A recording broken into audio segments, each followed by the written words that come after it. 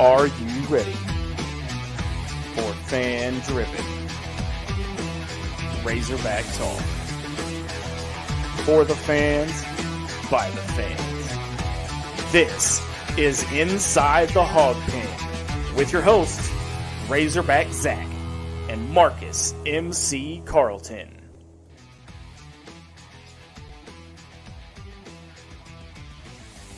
Up, everybody. Happy 2024. Here we are, the first edition of 2024 of Inside the Hog Pen. Your boy MC and D-Mad in the house with us tonight, helping us out a little bit. How's it going, boys and girls, going. ladies and gentlemen? It is going.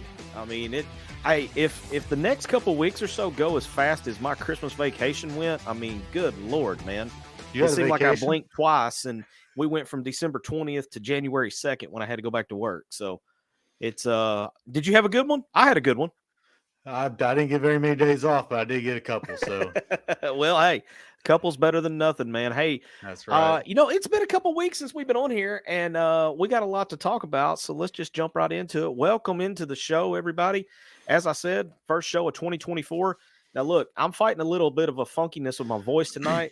I promise I'm not going through puberty again, but my voice is over here cracking like Peter Brady. So we'll do what we got to do to get through this tonight. But welcome into the show. You can leave us a review, just like Zach talks about all the time. We'll take any review you got, positive, negative. Leave 4 stars. Do not leave 4 stars. We already did that for y'all.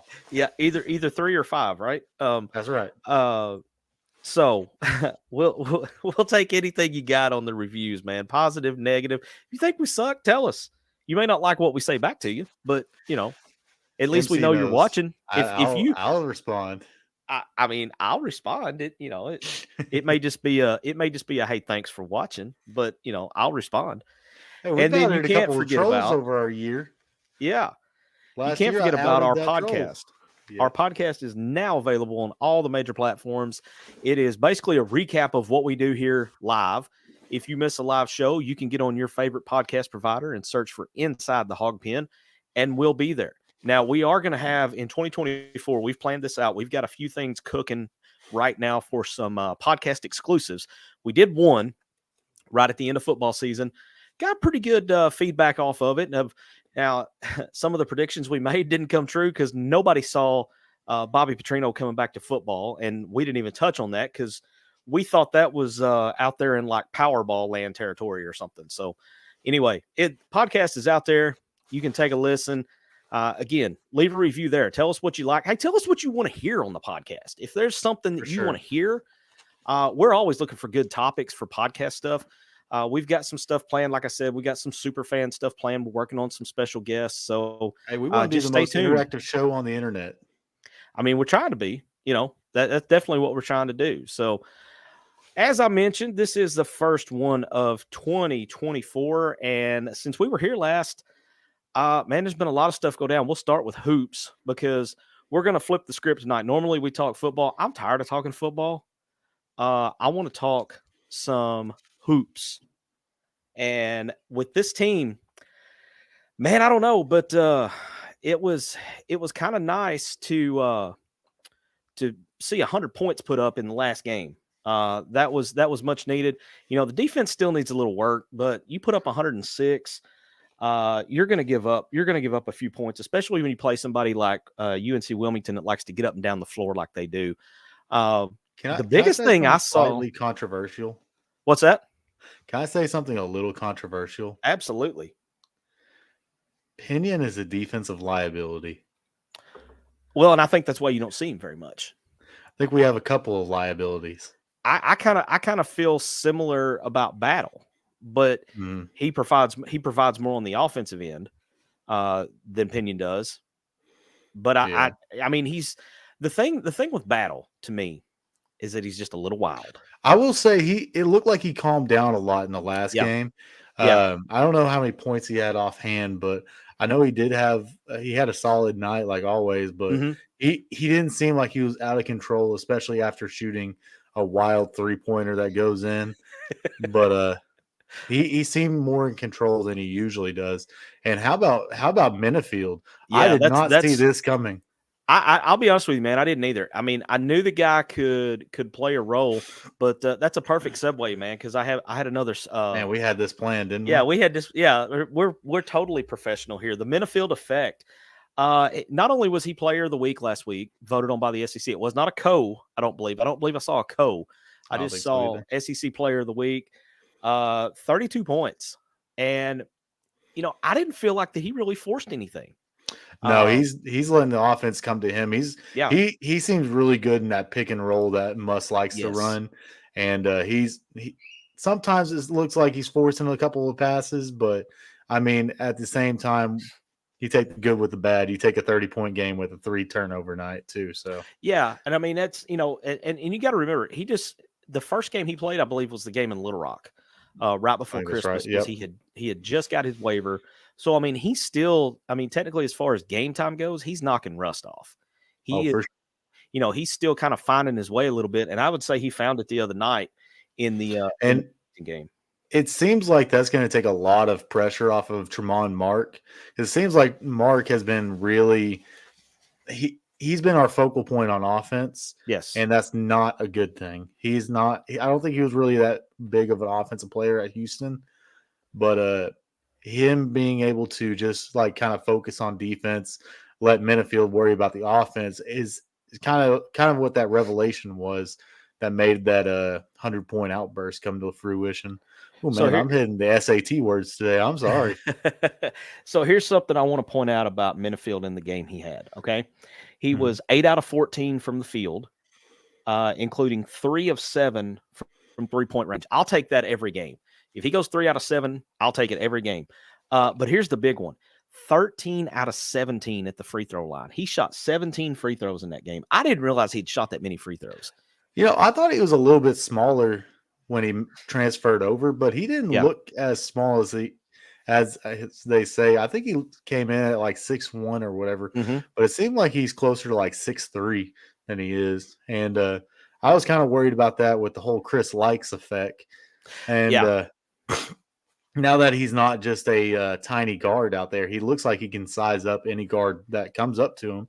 Might give up an inch or two, but it's not anything crazy like a 5'11" on a 6'3". Yeah, and that was the thing with Likes is that you want to talk about a defensive liability. I mean, if he couldn't jump out into a passing lane, even a small guard was going to take him down to the post and post him up.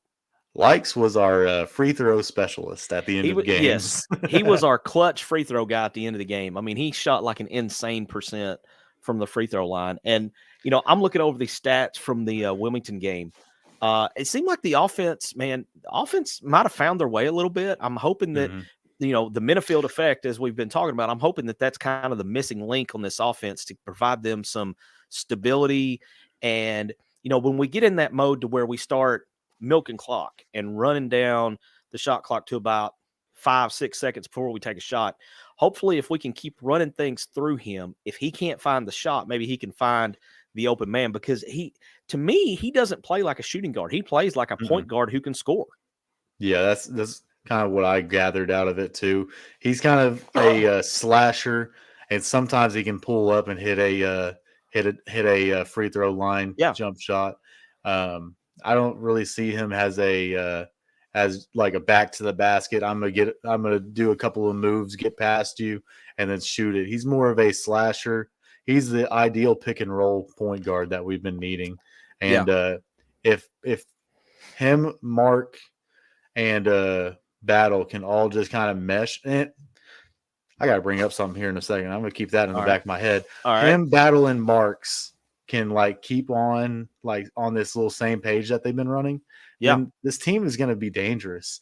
And what I was going to bring up, where has Brazil been? Is he on vacation?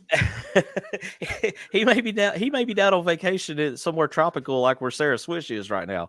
I don't know, man. He hasn't been showing up real well. I'm looking at his stats. He ended up, 12 points, 8 rebounds, but he fouled out. He's got to find that killer instinct. Yeah. He is too good. Like he is, what is he, 6'10"? Yeah, 6'10". but he's got a wingspan of like 7'3" or something. Yeah. He is, I mean, not Wemby size, but he is right size of Kevin Durant.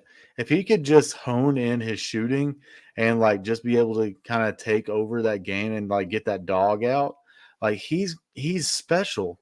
That's what he was doing at Missouri when he was the player. That he showed why he was the player. But you got a lot of players around him. He's kind of taking a back seat, and it's not been good. But he's got to come out.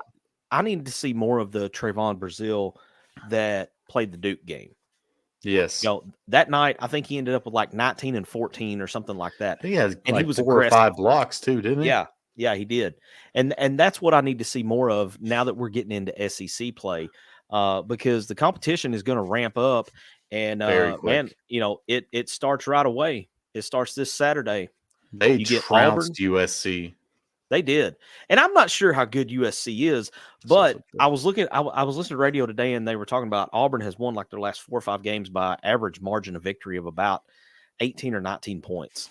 So, I mean, they're going out and just, pimp slapping people and taking care of business. And Pearl is going to have those guys pumped to the moon to come back in here, because I guarantee you he remembers what happened the last time Auburn came into Bud Walton Arena when they had that number 1 out beside their name. So he's going to have his guys ready to go. He's a good coach. He will have everybody ready.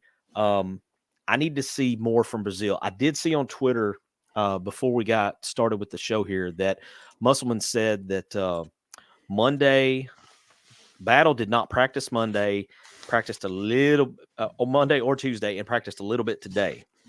So they're hoping that he will be back. He got hurt late in the game versus Wilmington. I guess it was an ankle, I think. But when he hobbled off the floor, man, they got him back to the locker room pretty quick, and we didn't see him again. Yeah, I think he just kind of turned it a little bit. But, I mean, it's just one of those things. Time heals all wounds sometimes. Yeah. Okay. So let's jump into the live fan feedback right off the bat. I mean, it's like clockwork, man. When we go on the air for the show, Casey's going to be here. Casey says, "Hey guys, what's up? Happy New Year." Well, Happy New Year to you as well, Casey. Jesse Randall Thurman comes in and says, "Good to see MC. Glad the show's back." Hey, we're glad to be back, man. We took a couple weeks off for Christmas vacation and got our Clark Griswold on, and now we're ready to go back to work. So Jesse's got another comment here. Says Brazile did look a little more aggressive Saturday than previous games, but still has to be more assertive on both ends. 100% agree. 100%. I would almost rather him be to the point where I feel like he talks a little bit too much noise, and he gets too involved in that. Because Devo was doing that too at the start of the year, and they've kind of reeled Devo back in a little bit. Yeah, and I'll say this. I kind of give Devo a hard time sometimes over the way he plays. He had a pretty good game. I think he ended up with, let's see here, 14 points on 5 of 7 shooting from the field, including 3 of 5 from 3-point range. 14 points and 6 assists for Devo. Only 1 turnover and 3 steals. It's a pretty good game for Devo. I will take that.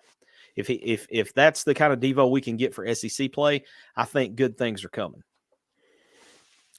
So Casey's got another comment. Says, "I love Muss and his passion, but he has to get his temper under control. I don't want to see him with the record for ejections." Casey, get out of my head, because this was one of the things I had in my mental notes that I wanted to bring up. That I'm with you 100%, and I understand that there's times that you're going to jump on the refs. I mean, crap, I do it at my daughter's high school games. But when you start complaining on every single call, to me, it kind of loses the luster of the times when you need to really get on the refs and try to, make your point. So I'm with you 100% there. I want to see him kind of control it a little more and save it for, if there is a key point where there's just an absolutely blown call, and let's face it, SEC officials, there's going to be a blown call at some point that is going to get you to, get Muss's goat a little bit, if you will. What do you want to bet that this game is going to, the first half foul margin is going to be Auburn +7? Yeah. What do you want to bet? Whew. Let me see. How many free throws did we shoot? Oh, okay. So in the think it was Wilmington 40. game, we shot 43. We were 33 of 43 on free throws, 76.7%. You shoot 75%. I've always said you shoot 75% from the free throw line or better, you're going to win. Now, it's not like that Wilmington didn't shoot their fair amount too. They shot 34 free throws. So, I mean, this was just a foul fest, man. It was just, it's hard enough for teams to find a rhythm with the media breaks that you have. And then if there's a stop for a review or something like that, but then you throw in that many fouls on top of it, and it's wild, man. But and that's a really good point that nobody really kind of thinks about is the momentum. If you remember going back towards the Duke game when it was in the NCAA tournament, every time we got a run going, Coach K, instant timeout. Yep. Calm them down. And guess what? That's the reason why they kind of just took over on us. But, like, I think Muss has been doing a little bit better this year on taking those timeouts. I don't know if you've noticed that. I feel like he has been taking a couple of, no, we're going to get together real quick timeouts. Yeah. When he first got here, he would save all of his timeouts. He'd take them on vacation with him. He'd take them back to the locker room when the game was over, man. But that was a gripe of mine that I had previously with him because there's times when you can feel that momentum shift. And if you need nothing else than just to, call timeout, pull your guys to the sideline and say, hey, let's calm down. Let's go back to doing what was working for us and just kind of let everybody reset their brain a little bit. He tried to play through that early on, but I kind of like it better now to where, if the other team goes on 4, 6, 8 point run, call that 30-second timeout, let everybody calm down, draw up a play, and let's go out and kind of break their momentum a little bit. If nothing else, just taking them off the floor for that 30 seconds or so will affect them in some way or another. So, but I'm interested to see what happens Saturday with this game. I have no idea what to expect. I expect Arkansas to be about, I'm going to say about a 4-point dog at home because what is it? Playing at home is worth 3. Is that right? Something like that. Yeah. Yeah. I'll see what we're looking at right now. That would put it at about, 7 total. Bud Walton, if it's packed like it should be, it's worth more than 3 points in my opinion. But we'll see. ESPN2, 1:00 Saturday. Auburn comes in. And SEC play gets underway, man. And when it gets cranked up, I've got the schedule here. I'm going to pull this up so you can see like our next 3 games. And it starts going quick. Man, it goes quick. You got Auburn up, depending on which poll you look at, they're either 25 or 24. You got them Saturday. The following Wednesday. Now, Georgia, don't overlook this game because going to Georgia and playing down there in I can't remember the name of the arena. It's an older arena. It's very seldom is it full, but it's just something about playing down there that it causes teams to struggle. That won't be easy. And then if you've kept up with Razorback basketball any at all over the past 25, 30 years, when we go to Gainesville, we struggle. I think we've won 1 game down there since 1995, and that was like 2 years ago. Correct. Stegman Coliseum. Stegman Coliseum. That's the arena in Georgia. So after Auburn, man, it doesn't calm down any. And then you see down there January 16th, we come back home, but you're going to play a very tough Texas A&M team at home. That's always looking to embarrass us. Always. There's something about, Buzz Williams. I take nothing away from him. He's a good coach, and he always finds a way to get his team to play their best when they're playing against Arkansas. So, but it all kicks off Saturday, 1:00, ESPN2. So we'll see what happens Saturday. We're going to step aside, take a quick break, and when we come back, we're going to get into some football news. We had a little bit of breaking news right before we went on the air. We'll touch on it. We'll touch on portal, coaching changes, and a little bit of everything. So you can see that when we come back from break as soon as I can get it pulled up here. There we go. There we are right there. So you're watching Inside the Hog Pen, and we'll be back right after this.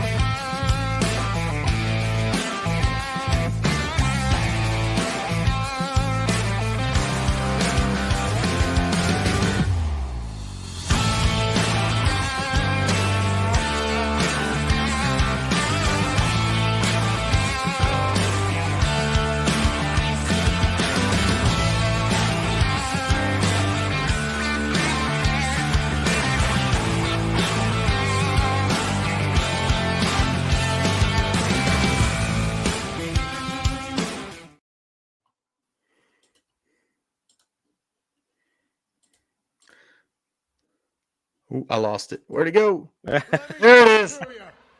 I hit the Zach on y'all. There it is. There it is. Ooh. Welcome back inside the Hog Pen, first edition of the 2024 New Year, January 3rd here. D-Mad and your boy MC here holding it down tonight. Zach is, as you know, he's on, shall we say, special assignment in the happiest place on earth with his better half down there. I believe she's going to be doing the marathon and they're just down there taking a good vacation. And Sarah Swish is out on assignment as well. She's in a little more tropical location. I'm a little jealous of both of them, honestly. I'd take you to one of those. You're sending me on assignment tomorrow, keeping everybody busy. Yeah, no doubt. We're spreading all over the place, man. We've gone international. Well, so, let's see what you have to say about what Jesse says. Any decision on show schedule with the conference? Okay. Jesse, thank you very much for bringing that up, because that was one of my mental notes that I had I wanted to bring up. So if you noticed, when I pulled the schedule up, there's some Wednesday night games that are going to be taking place. SEC usually plays Wednesday, Saturday, unless it's part of Super Tuesday. So here's what we're going to do for the month of January. We're going to see how this works out. On the Wednesday nights that Arkansas plays at 6 o'clock, inside the Hog Pen Weekly Show will be a post-game edition of the 6 o'clock game. So I believe when Arkansas goes down to Georgia, I closed out my schedule, or I'd open it back up. I believe when Arkansas goes down to Georgia, they're going to play the early game on SEC Network at 6 o'clock. So that means we'll be coming on about 8:15, basically do a post-game recap show, and that'll be our weekly show for that. On the Wednesday nights when Arkansas has the late game, and they play at 8 o'clock on ESPN2 or SEC Network or whatever, we're going to do a pregame show. We'll go at either 6:30 or 7 o'clock. Kind of depends on everybody's schedules and how things are going at that point. But Sarah Swish and I were kind of talking through this as as Zach likes to call us, the basketball gurus, and we decided that would be easier to try to keep it more consistent and stay on that Wednesday night in that I guess kind of a similar time block. We're either going to be 6:30 with a pregame show, or we will be immediately following the final horn if the Hogs play the early game at 6 o'clock. So no worries. We will get this out there in plenty of time for everybody. And then during the game, we'll also be tweeting out, hey, don't forget about our post game coming up at, approximately 8:15. That if they play the early game, I'm going to say probably 8:15 is about when we'll start. Yeah, we'll get everybody's we'll get the fresh hot takes for the better or for the worse while they're right there on everybody's brain. So I hope that answers your question, Jesse, and we'll be promoting that coming up, starting with I guess the week of the Georgia game, which would be the week after this one. So let's see what else we got here. There we go. There's Mama Linda into the house. Hey MC, Happy New Year. Well, Happy New Year to you too. Glad to see you've made it in here with us tonight. Okay, so we're going to switch gears. We were talking about basketball prior to the break, but we do have a little bit of breaking news, and I'm going to go ahead and thank you, sir. I'm going to go ahead and pop this in here, and this is from Matt Zenitz of 247 Sports. Says that Arkansas is expected to hire Missouri State co-offensive coordinator Ronnie Fouch as the new wide receivers coach. Fouch is a former Washington and Indiana State quarterback, previously worked under Bobby Petrino at both Louisville and Missouri State. All right, D-Mad, what's your immediate thought here? I pulled up his Wikipedia page. He was a quarterback at Washington for 3 years. Okay. Started 8 of 12 games in the 2008 season. 1,300 yards, 4 touchdowns, and 13 interceptions. Not what I would call great. Yeah, as a player, that's not exactly what you're looking for. But he might know a lot about receiving coaches, right? Is knowing what the quarterback wants, and who knows what more of a quarterback wants than a former quarterback. Yeah, they have an idea when it comes to how hard they want this route run. They know it's receivers are all about timing. Like if you can have better timing with your quarterback, that's why when people are talking about they stay late with the quarterback, it is a real thing because they're trying to time up that 3-yard slant, that 5-yard slant, that 10-yard hitch, the back shoulder throws. They're trying to get all that timed up. And if you have somebody that has been in both sides of the equation there, you might be able to also kind of get that figured out a little bit better. And he also understands what Petrino wants because let's be honest, Kenny Guyton knew what Bryles wanted. He's been a Bryles guy the entire time. And Petrino, he's a different type of coordinator. The receivers are going to be challenged this year. Everybody on that offense is going to be challenged this year. Let's be honest. Yeah, that's to put it lightly. I mean, we've got some talent on that offensive wide receiver, the wide receiver group. I mean, it is. We had almost all the receivers come back this year, and that could be taken one of two ways. That could be taken kind of like a slap in the face that nobody really wanted them, but at the same time, it was more to the point of they believed in Pittman. They wanted to be here, and they understood what was going on. They understood that last year was not entirely their fault, and I kind of have hope because he has worked with Petrino for a number of years. He's followed Petrino to 3 jobs now. He knows what he's looking for, and he knows exactly how he wants those routes ran, and can convey that to the receiver group. Probably in a nicer way than Petrino, but I mean, if he's worked with a guy in the past, he knows what's expected of him. He knows what he should expect from Coach Petrino, and that familiarity can play a huge role. And speaking of familiarity with Coach Bobby Petrino, also in this week you had Texas A&M wide receiver Jordan Anthony was in the portal. He's committed to come to Arkansas to play football, but not only play football, but run track. I think FQ Arkansas said he was visiting this week, and so that was a major deal with it.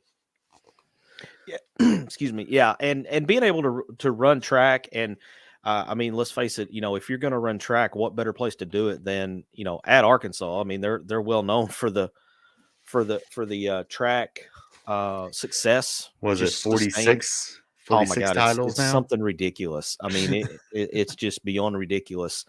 And staying with the wide receiver theme, Mama Linda comes in and says, I want to see Satania more active. I think we all do. I mean, I think, Satania was one of the 2 guys that when Kenny Guyton decided that he was going to leave, and we'll touch on that here in just a minute, he was very vocal about that if it wasn't for Coach Guyton, he wouldn't be a Hog. My, I guess, counterpoint to that would be for Isaiah Satania to sit down with Coach Petrino and look at old footage of Joe Adams, because I think you could put Satania in that same role that Joe Adams played, kind of like that slot receiver. Now I'm not saying he's as good as Joe Adams, but or Jerry is either one. But he's got the speed. I think he's got pretty good hands. We haven't seen him as much as I thought we would this year. But let's face it, there was a lot of things that we didn't see. There was a lot to be desired this year. So, I think Satania, if we'll see what happens. If he's going to leave, I don't think he'll leave till the spring portal. I think he may come and go through spring ball, try to get an idea of what his role is going to be. But like you said, this entire offense is going to be challenged, and everybody's going to have to earn their spot. I don't think there's going to be anything given. Do you think Petrino's going to tell them? Let me talk to you. Maybe. It might be a little more colorful than just that. It may be more in line with like an uncensored Stone Cold rant. I don't know. And at times, I mean, I feel like that's what this team needed at times too, because they need. So forgive me for this. I've always believed there always needs to be an asshole of coach. I agree. At least one. It seemed like nobody really had that this year. Yeah. And Pittman's not going to do it. He's kind of more of a relaxed, laid back type. Mm-hmm. Also, we need to talk about the offensive line coach. He's starting to he's low key put in a pretty good portal class. And I think we talked about the signing period right before we left for vacation. Mm-hmm. But I honestly have good feelings about him too. And let me tell you this: if he doesn't, Petrino's going to let him know. Yeah, that's one thing. I mean, I think there will be more accountability across the board on offense this year. Mm-hmm. I felt like at times last year there was just the accountability was not there. There was no. I felt like it was call this or we're running this play. As no checks, there's no check with me. Right. We are running the play. And with a 4-year starter, you don't do that. No, you've got to show. I mean, if you've had a guy that's a 4-year starter, you got to show him that you trust him a little bit, and you give it. You at least give him options. Be like, okay, here's the play, but if ... then you've got this, or this that you can go to. And it's a magical word that we like to use called trust. Yes. You have to trust your players that they understand what is going on. And you also have to trust the guy that is honestly most important person on the football field is the quarterback. Yep. You got to believe that he knows what the defense is doing. He's studied the film. He's put in the work.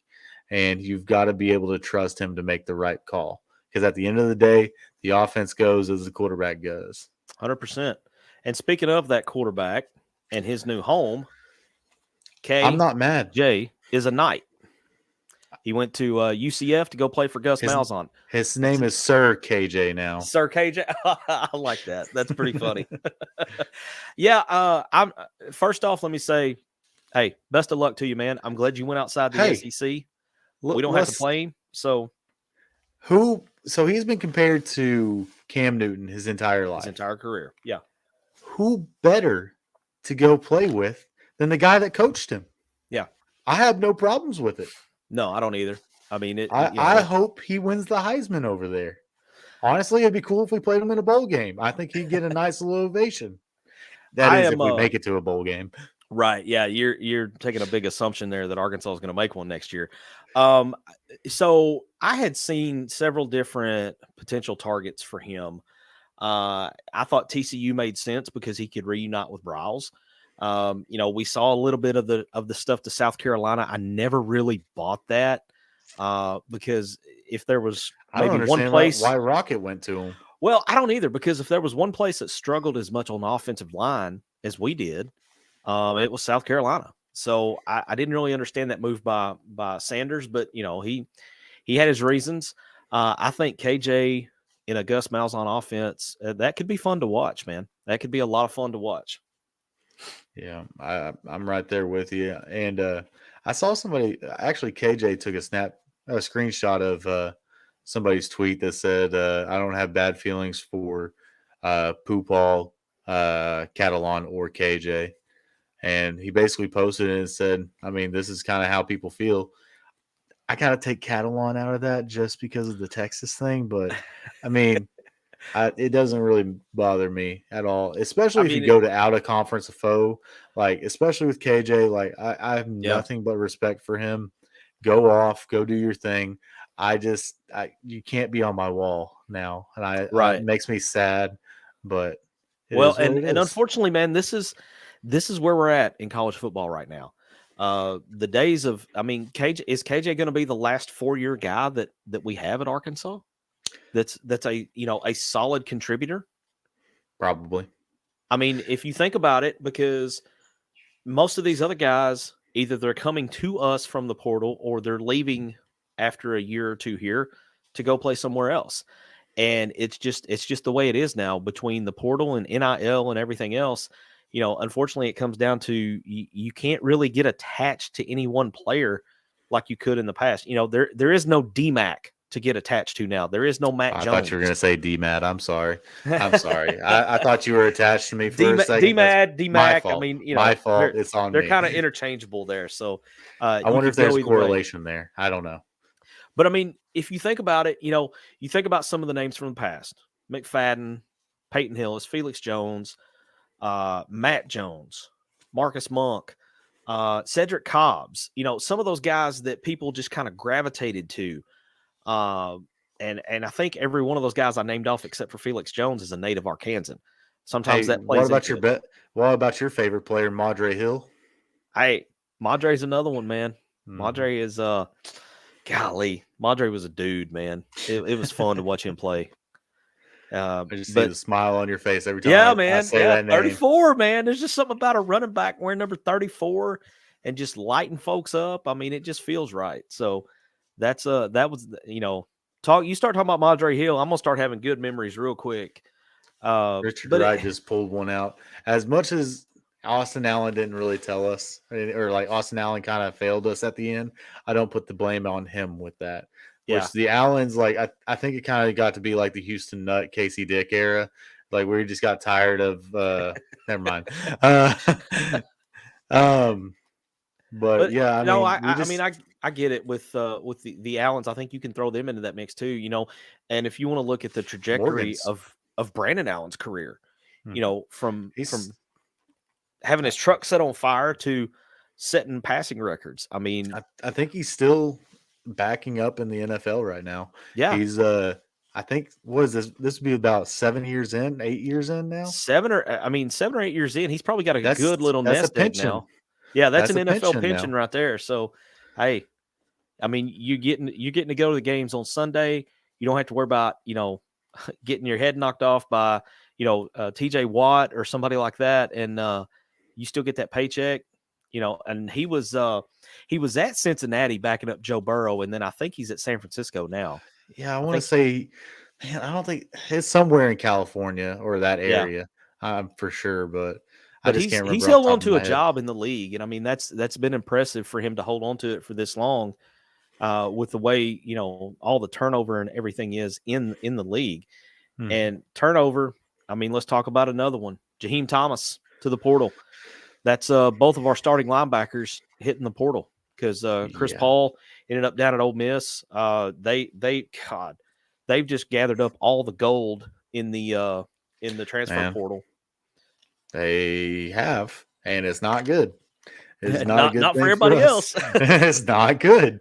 I got a couple dear friends that are huge Ole Miss fans, and I mean they're talking playoffs next year, and rightfully so. I can't blame them. Yeah, between what they got coming back and what they got coming in with the portal, I think they're setting up for a banner year. But Jaheim Thomas was leading. I believe he was the leading tackler on our defense. He had 99 tackles or something like that. Yeah, he was right there, close to 100, and didn't get it. But there was a little bit of controversy over that. Something about he got held out in the Missouri game when he could get 100 tackles, and I don't know. That Missouri game was such a debacle. I try not to remember any more of it than I have to.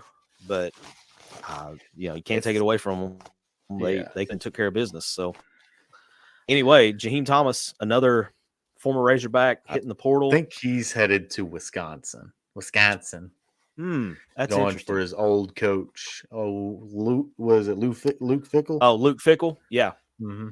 Yeah, that's right. Because he did come in from Cincinnati, didn't he? So he did. Yeah. Played at Arkansas one year, came to Arkansas the next, back to Madison. Or back to Wisconsin. Up to Wisconsin to play for Luke Fickell.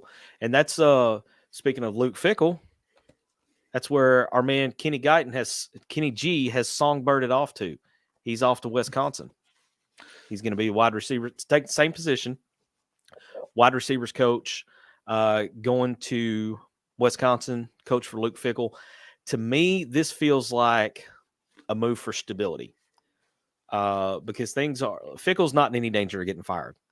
Right. If you face the facts here, you could say that this entire staff, even though you brought in Bobby Petrino and Eric Mateos to kind of resculpt this offense, I mean, it's basically do or die, man. You got to come in and I think you got to get to 6 wins next year, or we go back into the whole coaching search mode. And I mean, honestly, I don't want to do that. I just want to win. I don't care who the coach is. I just want to win. I think Petrino, geez. I think Freudian slip. Yeah, I think Pittman is a good man fit for the job. I really do. But it's kind of a weird thing. He has to have the coaches around him. Yeah. Because he's not going to elevate a team by himself. No. And that's what it is. It is a team sport. So you've got to build the pieces around you, and you've got to have somebody like Pittman to be in there and be able to make the tough decisions, even though he likes to say, I don't know in press conferences. Man, that he's got to stop that. He has got to stop that, because that's what infuriates people like me, is when, if there's better ways to say it. And I've talked to some people who have connections inside the program, like with the PR guys and the social media guys and all that. They've had conversations with him and be like, look, you can't say, I don't know. You can say this, or this, but you can't say, I don't know. And he just basically ignores them and does his own thing. But I think it's just he's a 60-year-old man, and it's hard to teach a new dog or old dog new tricks sometimes. Yeah. And as many times as I told my grandpa, it's not battery, it's battery. Yeah, he's still gonna say battery. He still said battery every time. Yeah. Yeah, I think that's a big piece of it. But we all got so tired. And I mean, we see the jokes all the time on Twitter about anytime something comes up. It's that same picture of him looking like, huh? And I don't know is the caption on it. So I've been guilty of it myself a few times. So I'm looking down because I don't want to laugh. You know the picture I'm talking about, man. I mean, it just. I've been on Twitter. I've seen too much. Yeah, ain't that the truth? But so we lose Kenny G, and the breaking news earlier is we're going to replace him with Ronnie Fouch, I believe was the coach's name, from Missouri State. I know nothing about Ronnie Fouch other than he was the co-offensive coordinator at Missouri State. The good thing about a wide receivers coach is they can't kill you. This is true. Yep. They will not kill your offense. We'll see if he can come in and build relationships with the ones that are on staff, already on the roster, and the other guys that are coming in. There's still a big wide receiver out there in the portal. Another one from A&M, Evan Stewart, I believe is his name. He was like in Petrino's offense, wasn't he? Yes, he was. So, maybe there's hope for him that you can between Petrino and Jordan Anthony, maybe you can pull him in, and we'll see. We'll see what happens. It's I don't know, man. There's going to be a lot to go over with spring ball.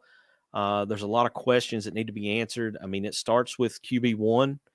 A lot of people are thinking the transfer from Boise State's going to come in and take it from day one, and I don't know that he will. He might, but I'm not writing off Jacoby Criswell just yet. I think we got a good quarterback room going. Yeah, Miss Linda, I was in that little town of Malvern just earlier today. So, yeah, I didn't see any signs that said anything about Madre Hill. They need to get on that ASAP, though. Yeah, they hey, look, I guarantee you could go down to a little cafe there in Malvern right now, and if you start talking about number 34 when he was playing not only for the Hogs but for Malvern High there, you'll get somebody to engage in conversation with you, no doubt about it. I'm sure I could. But kind of going back to the quarterback situation, I don't think it's just a Boise State guy. I think I kind of have some eggs in the basket of Malachi Singleton and Criswell too. Yeah, because Singleton he's a speedster. He's kind of got the same ability that Hornsby's got, and I think he's got that ability and able to kind of wiggle around stuff. So, I mean, we have a lot of options in that backfield right now. And interesting that you brought up Malachi Singleton, because nobody's talking about that kid. And I mean, when he, when Arkansas signed him, he was one of the prized recruits of that class. And he's been real patient back there. He's been very patient. He's waited his turn. And if he's a speedster with a good arm, and he's looking at the guy that coached Lamar Jackson to a Heisman, I mean, that would have to excite him a little bit, I would think. So, have to. We'll see. Well, all right. I think that's going to about wrap us up tonight. We're going to cut things just a little bit short because, I mean, honestly, until Saturday when Arkansas takes on Auburn, there's not a whole lot else that we can go over. I feel like we've covered pretty much all of it. I'm going to hit this one more time. Hey, baseball, 45 days. 45 days till baseball starts. I got high hopes again. Is it Omaha or bust every year now? It's always been like that. Yeah, I mean, it feels like it's just Omaha or bust, And coming off last year, I think Dave Van Horn and that staff and everybody else will be hungry. I do remember the years of we want to go to the super regionals. Yeah. And we've kind of gotten to the point where we expect super regionals because we got put out at our own regional, didn't we, this year? Yeah. And got embarrassed, honestly. I mean, okay, time out. Just throw it back real quick. TCU beat us by 40 runs the entire year. Yeah, we played them in like 3 or 4 games. We played them in that opening classic in Houston. At Houston, and then we played them twice at the regional. Yeah, they beat us twice in the regional. And they had scored. There was a run differential of 30, at least 30. I don't know. Yeah, it was bad. There was no team in the entire schedule that beat us as badly as they did. No, I'm still on the bandwagon of they had something. They had a tipped pitch. They had our pitch calm. They had something. They are very close to Houston. In Houston, we may have a problem here. They didn't have anybody banging on trash cans out in the bullpen. Hey, listen, I wasn't there. I can neither confirm or deny, but I know this. It might be a question to be asked. I mean, I think, when you start talking about intercepting radio frequencies and stuff, I mean, it's possible. I mean, it's not that difficult to get on Amazon and find a little scanner. And I'm not saying it automatically know the pitch, but there's no way. Sorry. I'm sorry. That's my fault. I love a good conspiracy theory, man. Anybody that knows me knows I love a good tinfoil story. And that would make me feel a little better. That would make me feel a little better about the way Arkansas just got manhandled in the regional. But 45 days out. We'll start talking baseball here in a few weeks as we get closer to that season opener, and then they're in another one of those classics. But I think it's back in Arlington this year, isn't it? The national champion. We beat them almost 2 games in a series, but TCU over there. Yeah. Yep. Makes you wonder, man. Yeah. Hey, that'll give us something to talk about. We may have to do a podcast exclusive baseball preview. Maybe see if we can get us. As you can tell, I was very animated about that. I don't know if you could tell or not. Oh yeah. I'm with you completely, man. Because it just didn't. It took. I remember when we got eliminated from the regional.